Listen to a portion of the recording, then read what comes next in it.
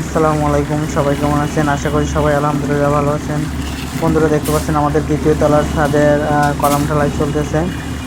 আজকে শেষ। আমরা সিঁড়ি ঢালাই দিব, কলাম এবং সিঁড়ি ঢালাই। দেখতে পাচ্ছেন আমাদের কাস্টিং রেডি আছে।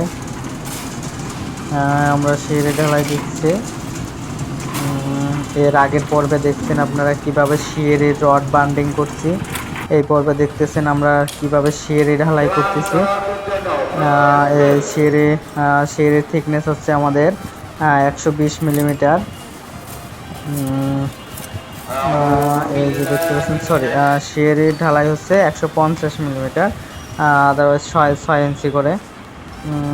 এই যে দেখতে পাচ্ছেন উপরে এটা ফিনিশিং করতেছে। ধন্যবাদ সবাইকে। আল্লাহ হাফেজ, আসসালামু আলাইকুম, টেক কেয়ার, বাই বাই।